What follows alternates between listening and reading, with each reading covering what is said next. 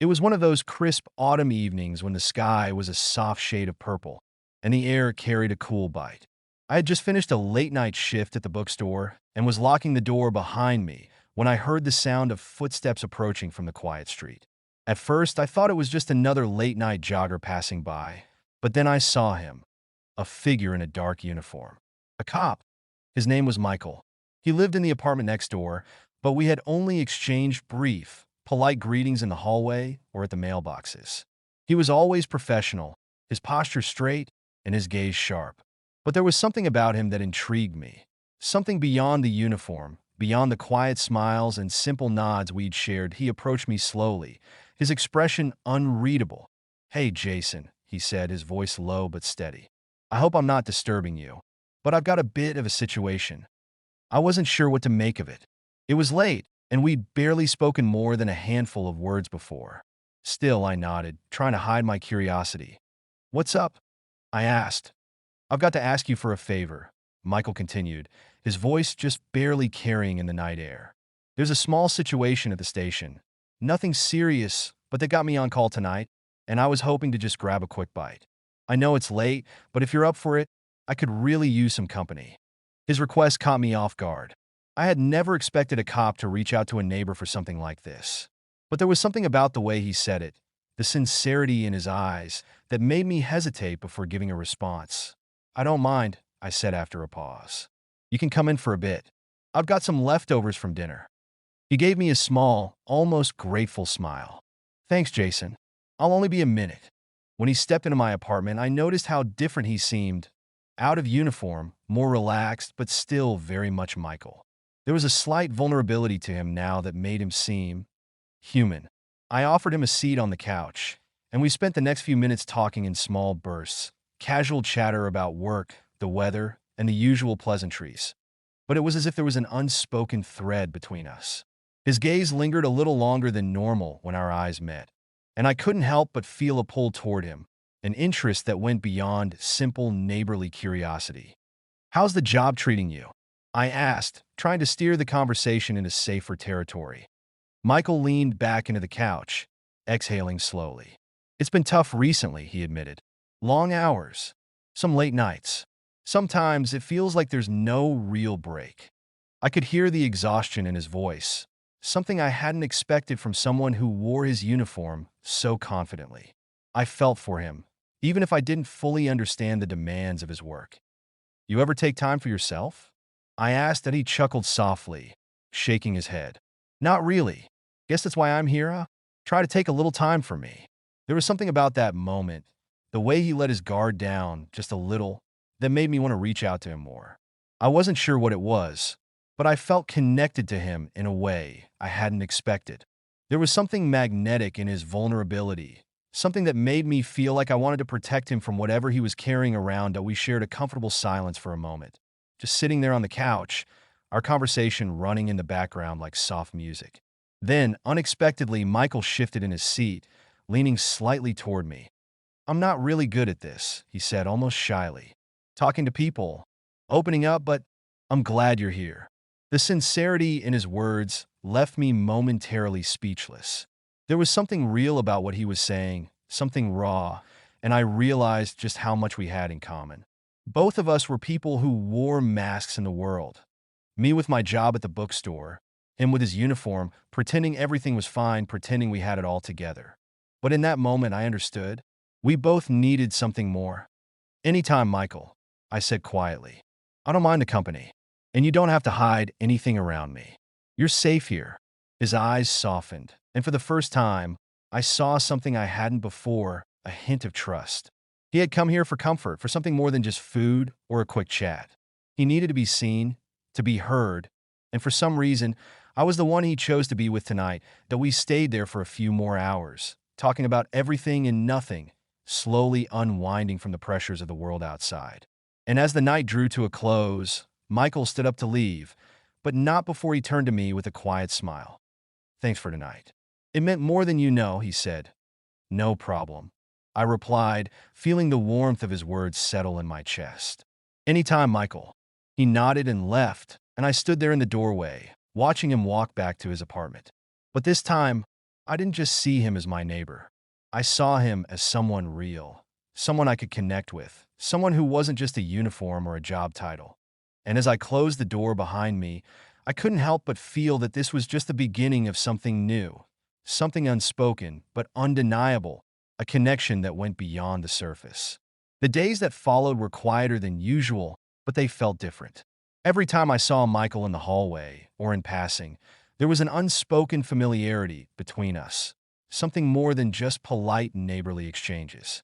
It wasn't that we were suddenly best friends or anything like that, but there was a mutual understanding, a silent recognition that something had shifted. Over the next few weeks, we found ourselves in casual conversation more often, always after work, always with that quiet tension lingering just beneath the surface. Michael would stop by after long shifts, and we'd sit together in my apartment, sharing dinner or a drink, letting the hours slip by unnoticed.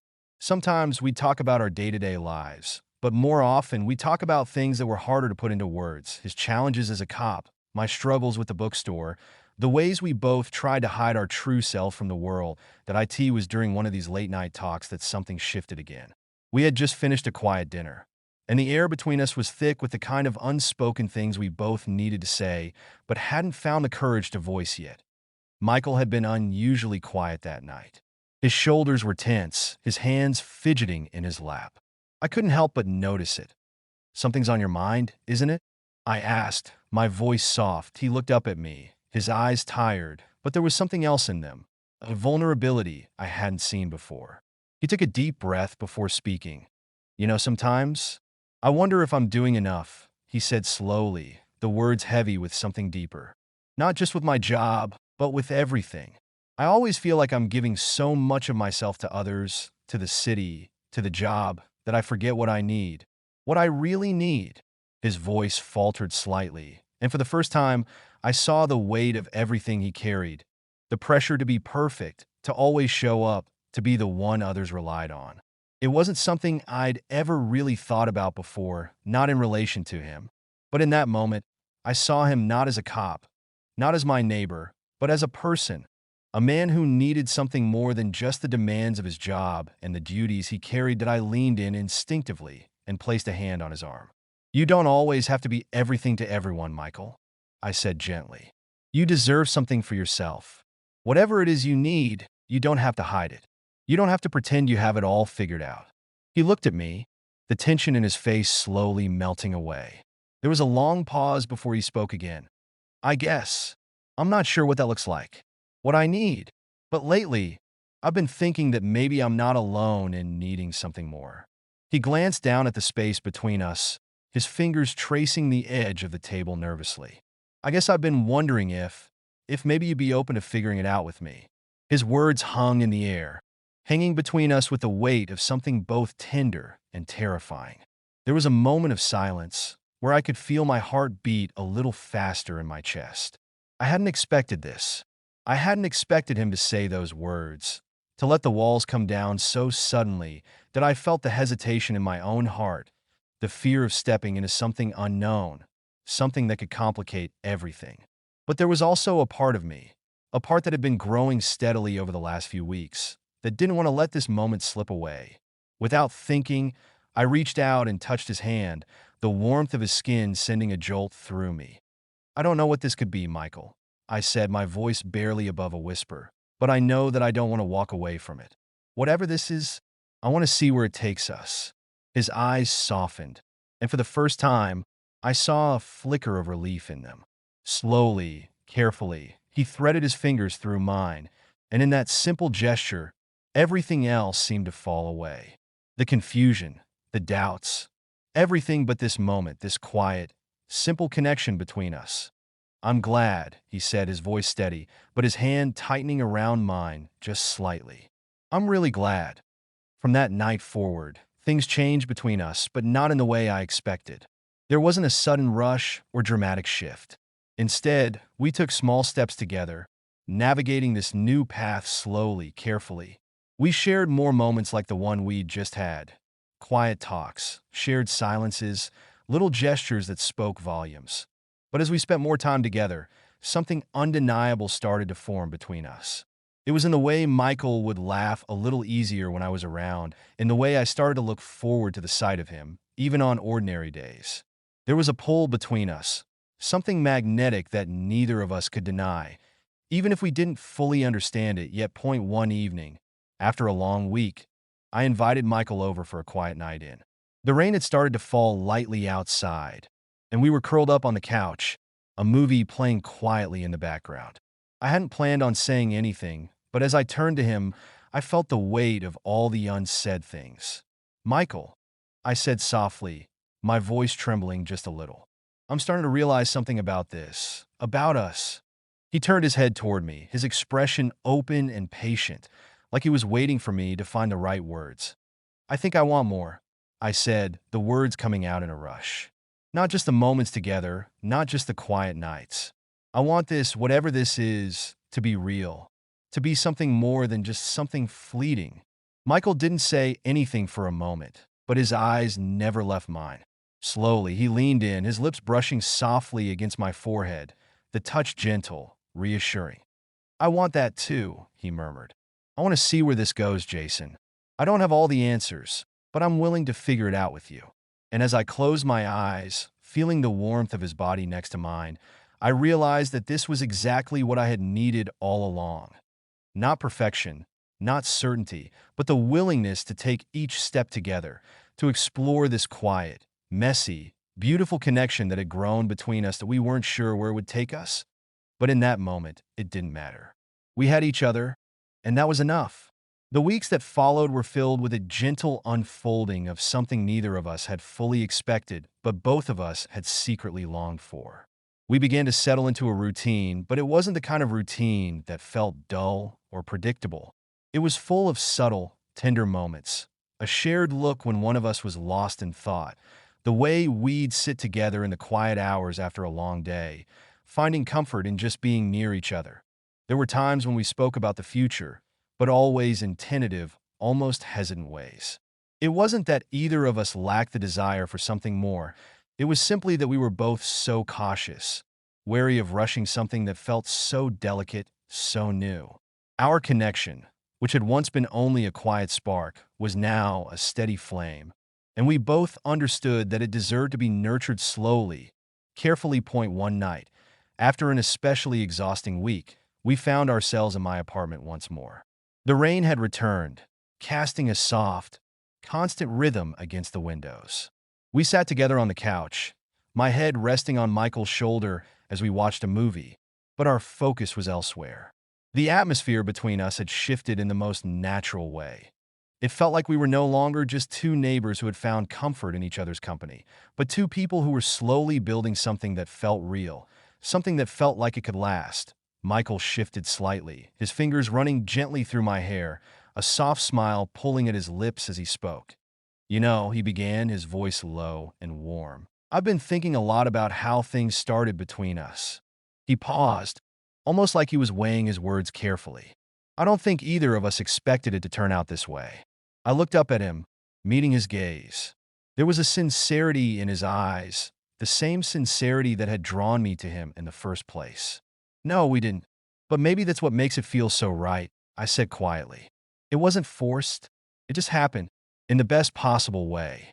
He chuckled softly, his hand brushing against my cheek, his touch tender. "You're right. It's like we didn't have to try to make it work. We just fit." The truth in his words settled over me, warming me from the inside out. There was no pretense, no pressure. We didn't have to play roles or meet expectations. We were just two people who had found something real in the middle of our messy, imperfect lives. But with that realization came the awareness of the uncertainties we still faced, the world outside our apartment, the lives we'd built before we met, and the possibility of judgment from those who might not understand what we had. We both knew that what we shared wasn't just a fleeting connection. It was something deeper, something that required us to be vulnerable, to be honest with ourselves and each other. "I don't know where this is going, Jason," Michael said softly, his voice tinged with uncertainty. "But I do know that I don't want to lose it. I don't want to lose what we have." I took his hand in mine, squeezing it gently. "I don't want to lose it either. But we can't let the world outside get in the way of what we're building, Michael. Whatever happens, I want to be in this with you. I want to be here with you, no matter where this goes." His eyes searched mine, looking for something, maybe reassurance, maybe trust. And in that moment, I realized that we were both searching for the same thing. A future that was uncertain, yes, but one that we were willing to face together. Michael leaned in slowly, as if testing the waters, and placed a soft kiss against my lips. It was a kiss full of tenderness and sincerity, a kiss that wasn't rushed or impatient, but one that spoke volumes about everything we had come to mean to each other. When we pulled away, his forehead rested against mine, and I felt the weight of everything between us, everything that had brought us to this point. There were no more walls, no more doubts. There was only the quiet certainty that we had found something worth holding on to. "I'm not going anywhere, Jason," Michael whispered. "I don't care what anyone else thinks. I'm here with you, and that's all that matters." Tears welled up in my eyes, but I didn't wipe them away. Instead, I closed my eyes and let myself feel everything. The love, the trust, the hope that had bloomed between us, quietly and steadily. We weren't just neighbors anymore. We weren't just two people who had stumbled into each other's lives by chance. We were something more. We were a team. And as the rain continued to fall outside, the sound of it blending with the rhythm of our hearts, I knew that whatever came next, we would face it together. Because this was real. And it was worth everything. The days that followed felt like a new chapter had begun, though it was still unclear what exactly we were writing.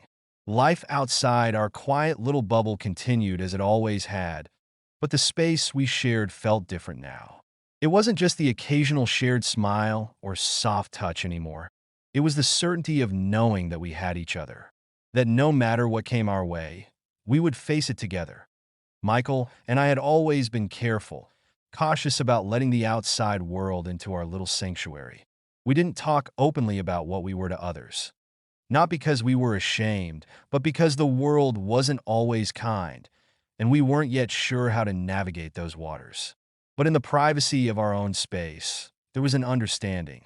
And that was enough that we began to fall into a rhythm, one that felt natural and easy. Sometimes I'd find him in the hallway after work, tired but smiling, his eyes lighting up when he saw me.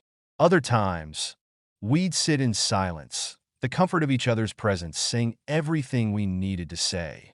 He'd stay over on weekends, and we'd cook together, laughing at how terribly we each fumbled through the kitchen. We didn't need grand gestures or big promises. We were building something strong with every shared moment, every quiet conversation. Yet, despite the warmth of our connection, there were still moments of doubt. I think we both felt it, the undercurrent of fear that hung between us. We hadn't really defined what this was, and neither of us was ready to label it. Not yet. But every now and then, I'd catch myself wondering if we were heading in the right direction. The thought of what it could mean if we took that next step, if we really put ourselves out there, was enough to make my chest tighten with uncertainty. One evening, after a long day, Michael was sitting on my couch, flipping through a book we'd been reading together. I watched him for a moment, feeling that familiar pull toward him. The way his brow furrowed when he was deep in thought, how his lips would curve up when he came across something that made him laugh, but he looked up at me suddenly, catching my gaze. "What's on your mind?" he asked, his tone gentle but curious that I hesitated for a moment, unsure if I was ready to voice the thoughts that had been lingering. But there was something in the way he looked at me, so open, so patient, that made me feel like I could say anything. So I did. "I've been thinking about us," I began, my voice quieter than I intended. "About what this is, what we are."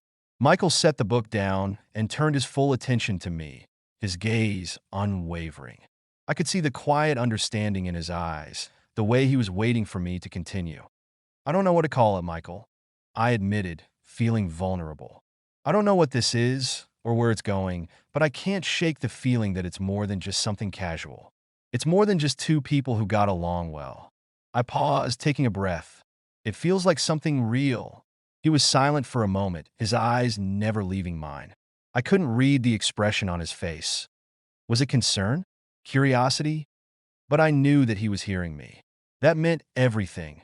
"I've been thinking about it too," he finally said, his voice steady but soft. "And I think you're right. This isn't just some fling, Jason. This is real. and I don't want to run from it. He let out a small, almost amused sigh. It's just, I guess I'm not sure what to do with all of this yet. I don't know if I'm ready to figure it all out, but I don't want to let it slip away either. I nodded, feeling a wave of relief wash over me. We were both on the same page, even if we didn't have all the answers. The future still felt uncertain, but there was something about knowing that we both valued what we had, that we both wanted it, felt like enough for now. So, what do we do now? I asked, my voice barely above a whisper. Michael smiled softly, his eyes flickering with warmth. We take it one day at a time, he said simply. We don't need to have it all figured out right away. What we have is enough for today. We'll just see where it goes. And that was enough. The following weeks were filled with the kind of quiet moments that only grew more precious as time passed. We shared small victories, laughing over the latest failed attempt at cooking, trading stories of our workdays, and finding comfort in the simplest of gestures. And as the months rolled by, I found myself more at peace with the uncertainty of it all. We didn't need a perfect roadmap to the future. We had each other, and that was the only direction we needed. Eventually, I stopped worrying about labels, about what we were supposed to be, or how others might perceive us. What mattered was that Michael was here, and I was here with him, and together, we were learning to navigate this new chapter of our lives. It wasn't perfect, but it was ours. As the seasons changed, so did we. We grew together, and though there were still moments of doubt, there was also an undeniable sense of belonging, of being exactly where we were meant to be. And when I looked at Michael now, I no longer felt the weight of uncertainty. I simply saw the person who had slowly become the most important part of my life, the person I was willing to face whatever came next with, together. The days blurred into one another in a way that felt timeless. Even in the quiet moments when we didn't speak, there was a certain rhythm between us, a dance we had unknowingly perfected. It wasn't rushed, nor was it particularly grand, but it was undeniably ours. The uncertainty had shifted. What once felt like a distant fog had cleared, replaced with an unspoken understanding. Neither of us had to put words to it. We were both simply present, anchored in this shared experience that felt more significant than anything we'd known before. That IT wasn't always easy. There were still obstacles. There were still moments when doubt crept in, quiet and insidious, whispering questions about what the future would hold. The world outside our apartment could still be a source of anxiety. How would our lives intersect with the rest of the world? Would we be able to keep this connection, this fragile thread, from snapping under the pressure of society's expectations? One afternoon, as we sat on my balcony, the sun setting in a blaze of color across the horizon, Michael spoke again, his voice quiet but filled with something I couldn't quite place. "I've been thinking," he began, his eyes on the fading light, "about the way we've kept this between just us. I mean, we've been careful, right? Not telling anyone, not really putting a label on it." I glanced at him, wondering where he was going with this. "Yeah, I guess we have, but it feels right, doesn't it? We're just figuring it out as we go." He nodded, though his gaze remained distant, as if he was wrestling with something beneath the surface. "It does feel right, but I can't shake the feeling that we're living in the shadows. And I don't want to do that anymore." His words hung in the air, heavy with meaning. I felt a sudden pang in my chest, a quiet fear.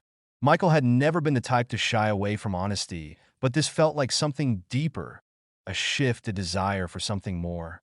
I wasn't sure I was ready to confront the reality of it, to put myself fully out there. "Are you saying you want to tell people?" I asked, my voice betraying a hint of uncertainty. Michael turned to look at me then, his gaze soft but intense. "Yeah, I think I do. Not because I want to rush anything, but because this feels real. And I don't want to hide it. I'm not ashamed of it, Jason. Of us." I took a slow breath, trying to process his words. For so long, we had operated in the safety of our own little world, and the idea of stepping out of that world felt both exhilarating and terrifying. What would people say? What would they think of us? Was I ready to face that? But as I looked at Michael, the same warmth and trust in his eyes, something inside me clicked. I realized that I didn't want to keep hiding either. This was more than just a fleeting connection. It was something real, something worth protecting and fighting for. "I'm not ashamed either," I said softly, my voice steady as I met his gaze. I don't know what the world will think, but I do know that what we have is real. And I want to share it with you, with the world, if that's what it takes. He smiled then, a slow, genuine smile that reached his eyes, and I felt the weight of everything we had shared settle into my bones. It wasn't just about being together. It was about standing beside each other, about owning our love in the face of whatever came next. Over the next few weeks, we navigated the delicate dance of introducing our connection to the people around us. It wasn't easy, and there were moments when fear bubbled up again, when doubts about how we'd be perceived made me hesitate. But we took it step by step, showing up for each other in ways that spoke louder than any words. We went on quiet dates, letting the outside world fade into the background as we focused on the moments we created. We spoke openly in our own time about what this meant to us, letting go of the need for labels or explanations that IT wasn't always perfect, and there were certainly bumps along the way. But through it all, one thing became undeniable. This was our love. And it was real, more real than anything I had ever experienced. And so we kept moving forward, hand in hand, ready to face whatever the world would throw our way. The future was still uncertain, but it no longer felt as intimidating. Together, we could handle it. Together, we had everything we needed. As the days grew into weeks, the world outside our apartment became less of an obstacle. Michael and I continued to grow, not just as individuals, but as a pair, carving out a space that felt uniquely ours. Our relationship became something neither of us had expected, but it was the kind of connection that made everything else fall into place. The gentle moments we shared felt even more meaningful now. Each smile, each touch carrying with it a deeper understanding, a deeper affection that we had begun to face the world, but it wasn't with the same hesitation and fear we'd once felt. The people who knew us began to understand that what we had was genuine. There were questions, of course, people curious about how things had come together or how we had kept it hidden for so long, but we were no longer concerned about their judgment. What we had was bigger than any perception or assumption. One Saturday evening, we sat at a small cafe, tucked into a quiet corner. The lights above flickered softly, and the sound of distant chatter blended into the background. I watched Michael across the table, his fingers casually wrapped around a cup of coffee, his eyes focused on me. There was something different about him now, something more confident. It was like we had both shed the weight of uncertainty, and in its place was the possibility of something beautiful, something enduring. You know, Michael said, breaking the silence, I used to be afraid of what might happen if I let myself be this open. If I let myself feel this much. I tilted my head, intrigued by the way he spoke. What changed? He met my gaze, and the way his eyes softened made my heart skip. You did, he replied simply. I think you showed me that it's okay to not be afraid, to love without hesitation. I felt a rush of warmth spread through me, and for a moment, I wasn't sure what to say. His words hit me in a place I hadn't fully acknowledged, just how much this relationship had altered both of our lives, how much it had helped us heal, grow, and embrace the unknown. And you've done the same for me, I said, my voice quiet but full of sincerity. You've made me realize that love doesn't need to be perfect to be real. I think I've been hiding from the things I really want for a long time. But now, with you, it feels like I can stop holding back. Michael smiled, a soft smile that was all warmth and understanding. We don't have to hold back anymore, Jason. We don't need to worry about what anyone else thinks. We have what we need, right here. I reached across the table, my hand resting over his. The simple act of touching him, of being so present in that moment, was more than I had ever imagined. We were no longer two people trying to make sense of what we had. We were two people who had found something worth holding on to. As we sat there, lost in our own quiet world, I knew that this was just the beginning. We had chosen to face the unknown together, hand in hand, without fear. It was clear now. There was no need to look back, no need to worry about what others might say. What we had was ours to protect, to nurture, and to explore without apology. When we left the cafe that night, the streets outside felt different. They felt more alive, more welcoming, like the world itself had shifted just a little bit to make room for us. It wasn't the grand gestures that defined us, it was the everyday things. The way we shared a laugh in the middle of a crowded street. The way our fingers brushed as we walked side by side. These small moments, these quiet affirmations, made everything we had feel solid, real, and unshakable. And though the future was still full of unknowns, I no longer feared it. With Michael by my side, I knew that whatever came next, we would face it together. The road ahead was uncertain, yes, but for the first time in my life, I felt ready to walk it.